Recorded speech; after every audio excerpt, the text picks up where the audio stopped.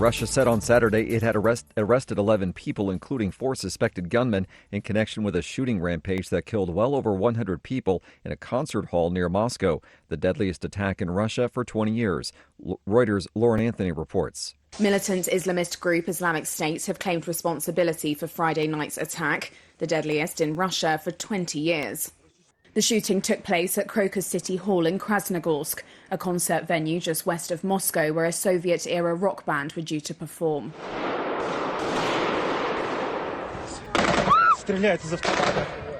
In this eyewitness footage, a man can be heard saying, "They are firing from a machine gun. They are shooting the crowd." Russia's investigative committee said camouflage-clad gunmen opened fire with automatic weapons at concert-goers and that some died from gunshot wounds, others in a huge fire that broke out in the complex. Lauren Anthony from Reuters. Support has poured in from around the world for Kate, the Princess of Wales, after she revealed in a candid video message that she is undergoing chemotherapy for cancer following major abdominal surgery. VOA's Tommy McNeil has more.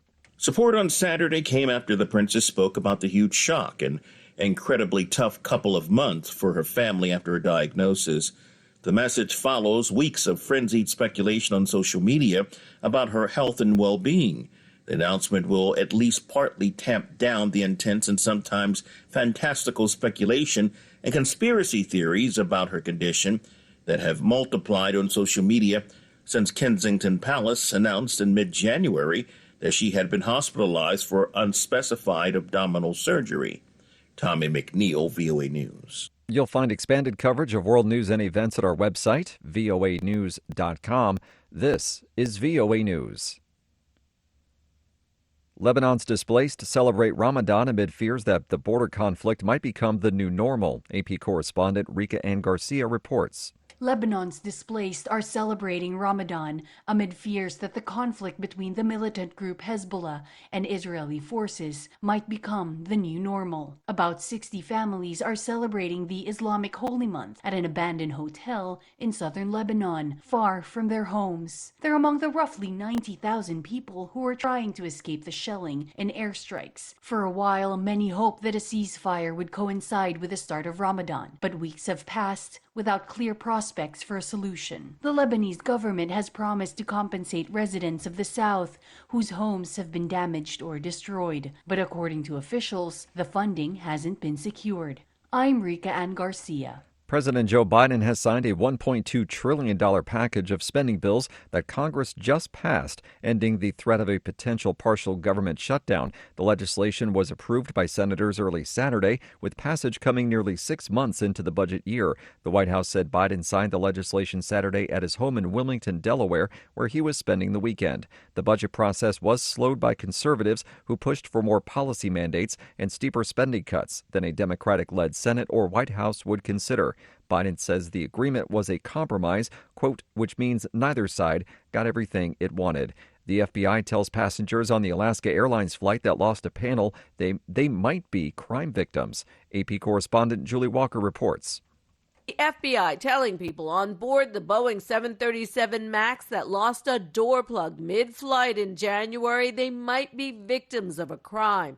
In letters to some passengers, an FBI victim specialist says the case is under investigation. A lawyer representing some passengers on the Alaska Airlines flight in a lawsuit against Boeing shared the letter, which does not name Boeing, with the Associated Press. The plane was flying over Oregon when the door plug blew out, leaving a gaping hole. Pilots were able to safely land. Investigators say it appears the bolts were missing after the plane was worked on. I'm Julie Walker. The U.S.-backed force that defeated the Islamic State group in Syria 5 years ago is warning that the extremists still pose grave dangers throughout the world. The Syrian Democratic Forces called on the international community to find solutions for thousands of fighters still held in its jails. The SDF statement to mark the 5th anniversary since IS lost the last sliver of its self-declared caliphate came hours after the extremists claimed responsibility for Friday's attack in Moscow that left 133 people dead. Despite their defeat, IS sleeper cells still claim deadly attacks in Asia and Africa.